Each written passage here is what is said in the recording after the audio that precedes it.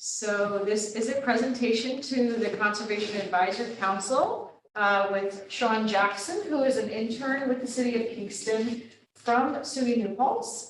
Sean has spent the last semester, this semester, working with myself and Emily Flynn from the Health and Wellness Office, updating our city's tree inventory. And so I asked Sean to come and give a presentation to the Conservation Advisory Council about the findings of the internship. And so, Sean, you have the floor.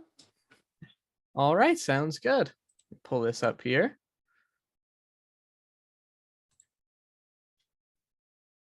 All right, can you see everything fine? Yes, we can. Yes. All right, so, as Julie just said, I had the pleasure of working with both her and then Emily Flynn this semester for my internship. We were updating the tree inventory, which was a really interesting experience. I feel like I learned a lot along the way, and it felt good to do something that was so productive in that way. Well, there we go. So back in 2018, the initial tree inventory report was done, contracting with Arbor Pro, a company that specializes in that sort of work. There were, a lot of projects, as I'm sure you all know, have been going on in Kingston. And, you have renewal of an urban forest being a really important goal. An urban forest has numerous benefits to anyone living within the city. Energy conservation, whether it's hot, so you don't have to, use a bunch of AC, it keeps temperatures down, it improves air quality, filters out carbon dioxide. And then there's trees that are hazardous. They're dead and prone to falling in a road or, on a house or something like that. And so with this tree inventory, you're able to determine, which ones do we need to get rid of and what areas are we able to target for new plantings. And so this was the initial tree inventory map. It's very busy, but has a lot of really useful information on the data points behind it. And it was found that there were a total of 3,119 street trees, 831 park trees, and then 1,198 planting sites. Those planting sites are divided into 3 different categories: small, medium, and large. You can either, for a large one, plant a bigger tree or plant maybe multiple smaller trees, whichever. So, with my internship this semester, Julie and I decided pretty early on that, street trees were the big focus. There's only so much you can do in a limited time frame. And that, street trees tend to be, very impactful because for a lot of people, they're the most immediate, the most notable. They're the ones they'll interact with on a day-to-day basis. There were 212 different trees that were designated for removal by Arbor Pro. 58 of those were considered priority 1 removal, which get rid of those as soon as possible. That was their recommendation. Almost 90% of the trees within Kingston were considered in fair or good condition, which is actually pretty high from what I was researching. So that part of it was good, but like I mentioned before, the amount of different projects and everything going on, there's a lot of chance to get some new growth in as well. Now, the amount of maples within the city, it was another thing that, someone might not necessarily think about initially, but with nearly 35% of the total tree population within the city of Kingston being maple trees, that's definitely high. Arbor Pro and then numerous other organizations recommend no higher than 20% of a population is made up by just a single genus. And so with all of the new plantings and everything done, we've been able to get more of a variety. So updating the tree inventory involved a lot of walking. I had the pleasure to walk around Kingston, really get to know it. I live in Highland, New York. So, I've been to Kingston multiple times throughout my life, but I definitely never got to know it like I did this semester. There were so many different projects that occurred: the Broadway Streetscape Plan, the Greenkill Avenue Empire State Trail connection, the streetscape plan for Pine Grove Avenue, that really facilitated the need for an update because so many different trees were planted and removed within that entire process. So, even a time span of just 5 years since this had been updated, so much has happened that it ends up being a very different picture. So I used tools available to me. I worked a lot with Justin Gates from the engineering department, who helped me set everything up so that I could walk around the city, have those data points from Arbor Pro up on my phone, and I could just walk around, check out the different streets, see, are these trees still here? I had access to spreadsheets that would tell me trees that had been removed, so I could go and verify that those were removed, which ones were planted, that sort of thing, to just really get the map updated. And so having access to those resources really enabled me to get it done in a much more efficient manner. So I was grateful to have so many plantings and removals charted that the way they were. So this is the map after this semester's work that I have come up with as the total tree inventory.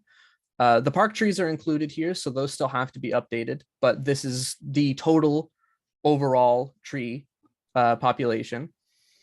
I cleaned up a few of the lines so that it was a little more easy to see, at least compared to the Arbor Pro one. If we go over here, this is a picture that shows all of the new tree locations since 2018. And as you'll see in just a moment. So now, according to my count, there are a total of 3,228 street trees, up from 3,119. So the total street tree population increased by 109 within just that short time span. And that includes 165 new trees which were planted. You've got the hackberries, the crab apples. There were a lot of black gums that were planted all throughout, not even just the Broadway streetscape and Pine Grove and stuff like that, but just all around, hitting a bunch of different spots within the city that might not have as many trees as other areas or were just prime locations. So 47 of the 58 priority one removals were removed, which is, really good. There's only 11 of those left. So we were able to knock out a lot of those older trees or, dying trees, ones that were destroying sidewalks. And so I'm going to go back to the map just for a second. So as you can see, Midtown had a lot of the changes with, Pine Grove and Broadway and everything. And so keeping track of those was definitely difficult. The base maps that I can use with ArcGIS to update everything, they aren't updated enough to have like the Broadway Prince intersection included. So having to work around that was a little difficult, but fortunately it wasn't too bad. And then I tried to straighten up a lot of points. There were some that were not very accurate where they were placed. If they were too inaccurate, I went ahead and moved them, relocated them to a spot that made sense. But yeah, with 165 new trees planted, there was a lot of really positive growth. And not every area of the city got hit as well. I talked about Midtown being hit the most, but the distribution of the stars, you've got some in most parts of the city. At least somewhere there's been trees being planted. And so I think that pretty much just about wraps it up. It was a really fun experience getting to do. I got to challenge myself a lot. A lot of the work was independent, trying to figure out the best way to go about updating this inventory within the allotted amount of time that I had. And I definitely, I want to thank Julie and then Emily Flynn again for this opportunity. I learned a lot, and I look forward to any work I may get to do in the future. Thank you. Great, thanks so much, Sean. Anyone have any questions or comments for Sean or about the project or? Yes, well, I was just thinking that the tree commission always gets complaints when we take projects, when trees come down because of projects. Did you look at, like I know 165 new trees were planted, but we always talk about how it takes so long for those trees to actually provide all these wonderful things. And I'm just wondering how many other trees may have gotten taken down that were old trees that maybe were in good shape, but got taken down because of various projects. So how many are removed? Yeah, how many removed Do you- that you maybe have were that not number part of removed? that. The total removed, I have it somewhere. I believe it was around like I want to say like 120. I don't want to put out like a number that's not entirely accurate. So I can definitely get that information to Julie. Great. What were some of your other observations just while you were walking around and driving around? Midtown. This was my first time walking around Kingston in a while. And I actually pulled up Google Maps, which had older photos from before a lot of the changes. So I got to compare and just kind of see how different everything was. So that something like that was really cool. But straying farther out from the main of Midtown and everything, there were some trees that like didn't seem to be in that great of condition. There were a couple priority one removals. They were farther south, but still along, like, I can't remember the road exactly. I think it was West Chestnut. That looked like it needed some work in regards to the types of trees. I can also, one of the versions of the maps I'll have of this will show the locations of the priority one and priority two removals that still remain from Arbor Pro's observations. A lot of the ones that were removed were like right in the center, right in Midtown. But yeah, like, with so many changes there and then getting to see kind of the different areas hit, seeing it was kind of like expanding outwards from Midtown almost. So that was something that I noticed while I was updating the tree inventory. And I thought that was pretty cool to see. Did people ask you what you were doing? Julie had warned me that might happen. Actually, to my surprise, not a single time. I had a safety vest on almost all of the time. And not one time did someone actually stop and ask. I had someone ask me for directions. Which, having spent as much time as I did, I was actually able to point them in the right direction. But no, nobody asked what I was doing. I think I probably just like blended in, I guess, had the confidence. Funny, I probably jinxed it because in the beginning of the internship, Emily Flynn and I were like, people are gonna come up to you, they're gonna complain about all these things, they might say something, just direct them to the city. Yeah, he was carrying Emily's business card and no one. I feel like you missed an opportunity, really. I'm kind of glad that I didn't, though. I got to just keep chugging along at the project and not have to worry about, someone berating me. Yeah, and so was most your ID not from the leaves, right? Because you were in the winter? Yeah, Or so you them some other way? I, for a lot of the trees, was able to just go by the individual point rather than the type of tree specifically. For a lot of the plantings that I had the lists for, whenever I would find a new one, that type of tree was often included. The winter, I wasn't able, it was like right around the time that I got everything set up that we had like the two big winter storms that we had. So it was when the weather really started clearing up in the spring. One of my classes kind of freed up, and that class is a really big project as well, but I can use my internship for it. So I had a ton of hours open up where the second half of the semester, especially April and onwards when the weather was warmer, to do a bulk of the actual field work. And so, having access to what trees were planted, not to mention Arbor Pro having assessed what type of tree they were when doing the 2018 report, I was able to get a pretty generally good idea of, which tree was which. And we knew that, so Sean does not have a background in arboring or tree identification. So this was, any amount of trees that were identified were a bonus as part of this process. And one of the questions I asked you at the end of our, with our exit interview with you was your recommendations for how often we update the inventory and the process for us doing that moving forward. Can you speak to that again? Yeah, so I have documentation that I'm just finishing writing up and everything. That's kind of gonna make it a more streamlined process for anyone that doesn't have a level of familiarity with ArcGIS, to make the process of updating easier. I think if it's something that you can do, as changes are happening, as long as you know like the very, very basics of the application, it's very easy to go in and remove a point or add a point and then, take note like, this is this type of tree, even if you're not able to fill out that information at the time. I think having a map that can update makes it a lot easier to keep track of.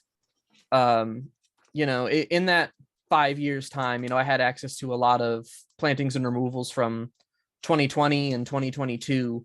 But for things that took place in that time, those like 2019, where I didn't necessarily have the data for it, a lot of that I just had to find, through trial and error, walking around the city, seeing where things were, where things weren't. So I would say that if you're able to update it on a more regular basis, it'll ultimately be easier. And having that sort of real time, you can start to see, oh, we've put this many trees like here. We have that already. We can see that maybe we should go put some in this area that has a lot of planting sites or something like that, So I think that would be the ideal going forward. Can you switch it back so we can see the stars again? Oh yeah, sure thing.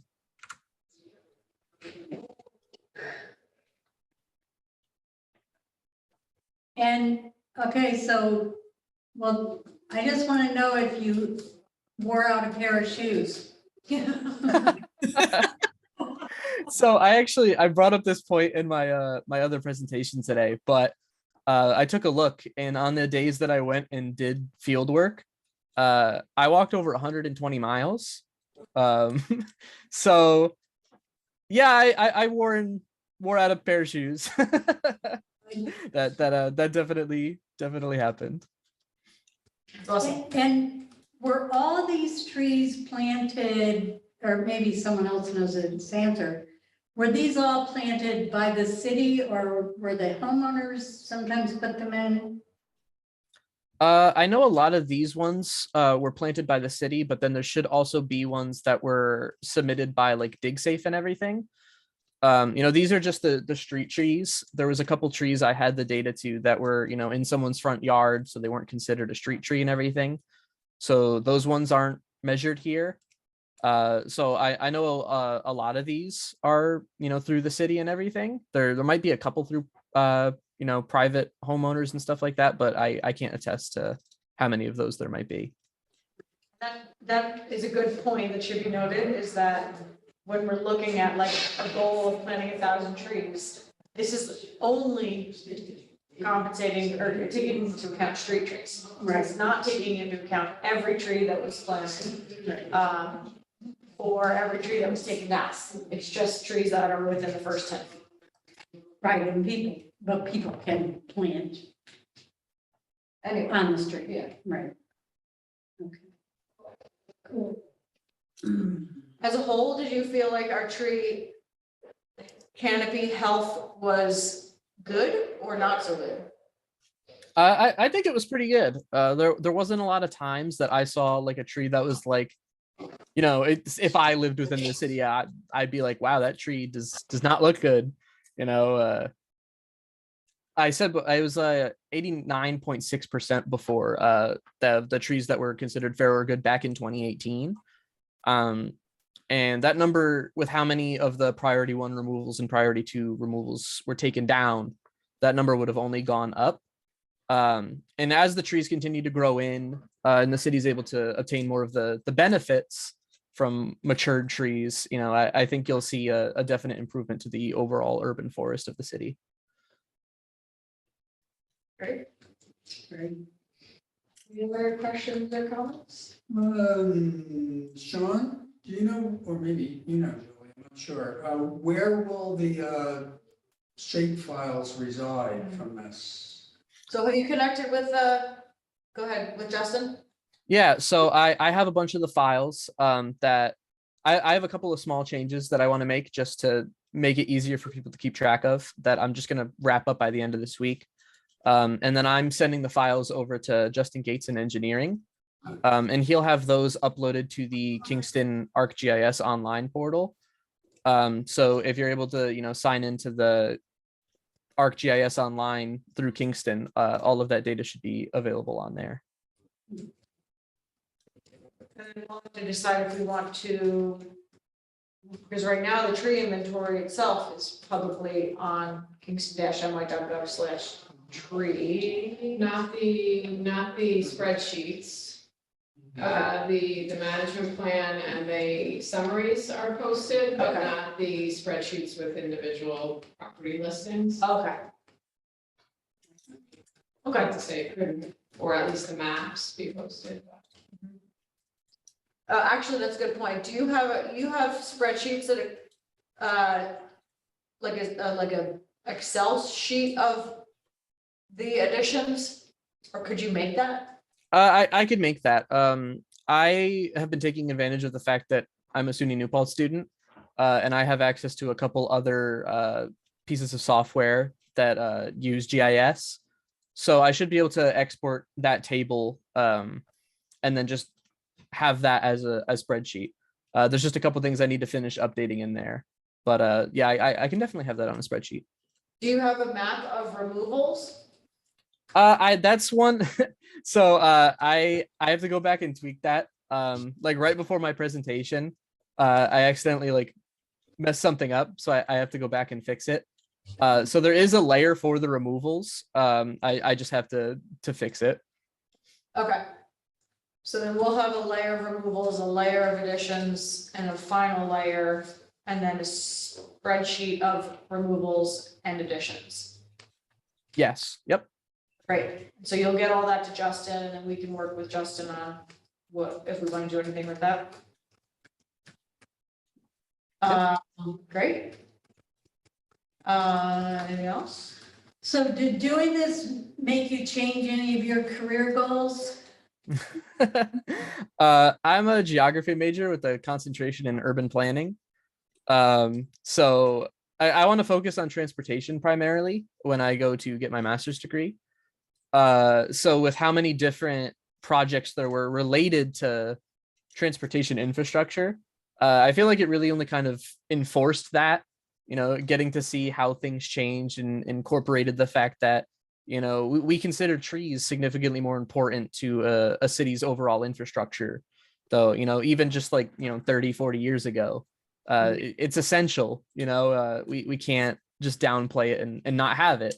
We need the trees, plants. It's important.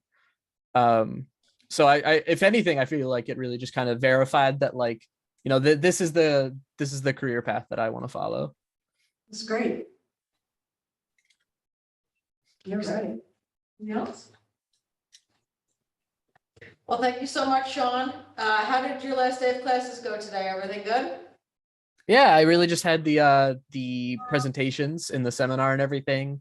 Then there was like a little reception after, so like the professors brought in pizza and everything. So other than that 10 minutes where I'm presenting, it was a very chilled out kind of experience. So I feel like it was a pretty good way to end the semester. Well, happy summer. Thank you. And thank you for the opportunity as well. Yes. Thank you, Sean. Thank you so much. And so I'll be in touch and we can follow up after this. Okay, yeah, sounds good. All right. See ya. All right, bye guys. Take care. All right. I'm gonna stop recording. Okay.